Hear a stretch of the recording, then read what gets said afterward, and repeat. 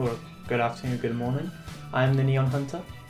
I'm presenting you guys with an analysis of the film Control from made in 2007 by Anton Corbijn, I believe is his name, and Martin Rue did the cinematography, starring Sam Riley, Samantha Morton, who's also in Schenectady, New York, which is one of my favourite films, and Craig Parkinson, James Anthony Pearson, Joe Anderson, Alexandra Maria Lara, Toby Kebbell, who plays Rob Gretton, Anik.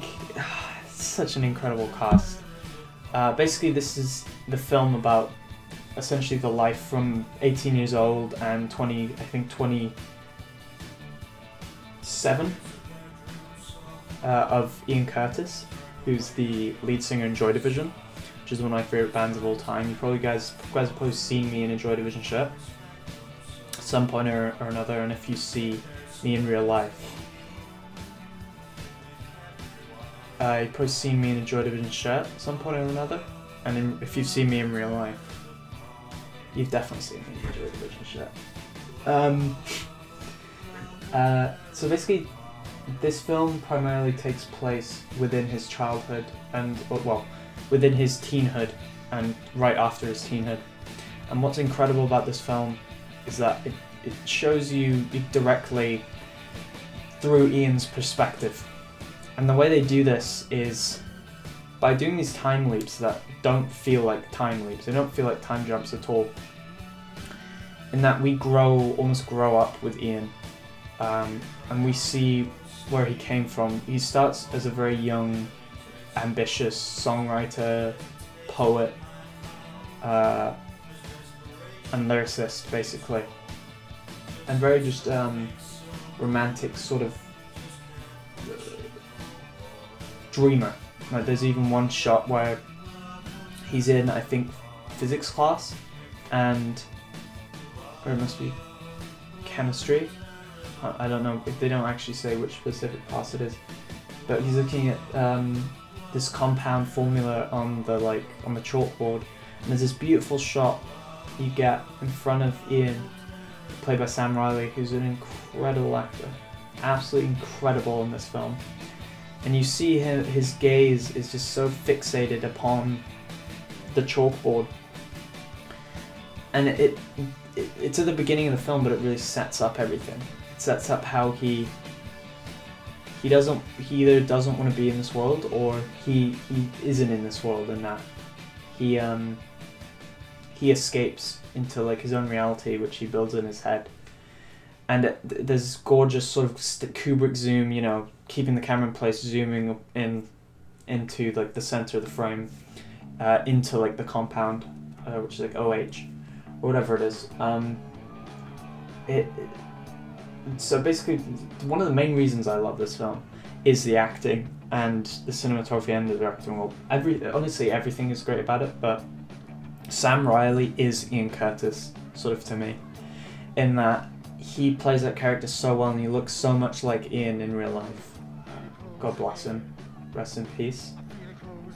That he basically becomes Ian Curtis, and you can feel his emotion in this film. Every minute emotion. It's one of the things I love about film a lot. It do this in Blade Runner 2049 as well, where the actor has a way of showing minute emotion so well that it takes hold of the scene and the sequence and the film, really.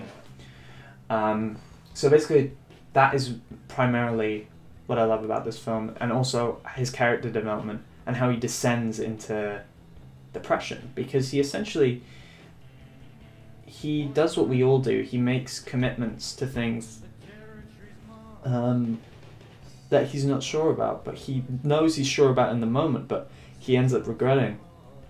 And because he's grown up in such a terrible place, which is Macclesfield, it just looks drab. I'm not saying it's the worst place in the world, of course. I'm fascinated with it. I'm fascinated with that part of the world, but the way he sees it, we see it the same way, in that it's this drab black and white world, and the whole film is shot in black and white, which is perfect because it wouldn't have worked in colour, because Ian's world is black and white. Ian's world is dark and depressing. And the aspect ratio lends itself to that really well, too. And I'll go on to cinematography next. The composure of each shot is done so well in that the cinematographer is so talented in making every shot interesting but unique as well, and not too stylistic to the point where it can become annoying. I feel like a lot of cinematographers or filmmakers do that sometimes. They make I said do they make their cinematography so stylistic that it becomes annoying, really, with some filmmakers. I kind of feel that way with Wes Anderson. I like his early work, but I started to watch his work more and more, and it just got so fucking like quirky, too much, to the point where it overrided the film, and it's actually spoiled a lot of the films, even though I used to love him. Anyway, the cinematography is so simplistic yet incredibly well done. There are these beautiful usage. There's a beautiful usage of rule of thirds, in that typically there's like one or two characters, like a 2 or 3 shot, where two characters on the left side and one character's here, and it's got this kind of angle to it. It's kind of playing with perspective, and it's absolutely gorgeous. And that lends itself as well, primarily in the close-ups and the medium close-ups throughout the film, to how the characters are feeling. And because the actors are so good, the person who plays Anik, the person who plays Debbie, the person who plays Sam, who plays Ian. I only know Sam because I've just sort of been obsessed with his role in this film, and this film. It's so well done because you get those emotions.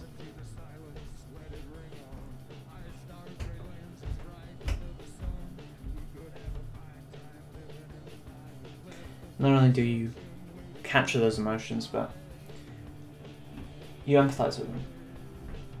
And that pushes you into a realm of something that many films don't do, which is empathizing with the characters and empathizing with the situation.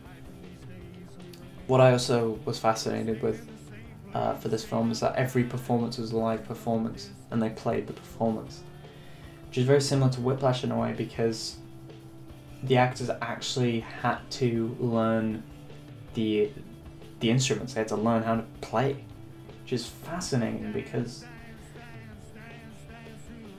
it takes so much effort to do that, and it takes so much passion to do that, and I love it, and I really respect it. As well as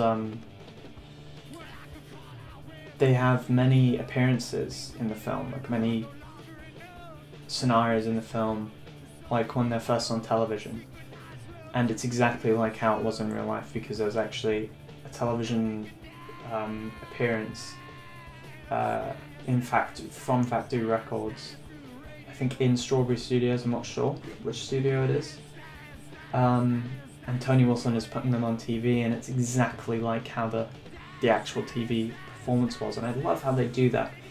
And it's almost opposite to how Bohemian Rhapsody did it. Bohemian Rhapsody did it in a good way, don't get me wrong. I think the film's pretty good, but it's too quick, in my opinion. Whereas this takes its time with its characters, and you can see every minute feeling and expression. And I think it's primarily because it's not going under any weight of like any studios or any money that has to be pushed upon it with like schedules and obviously a bunch of studio cramming, because it's an indie film, which I also love about it.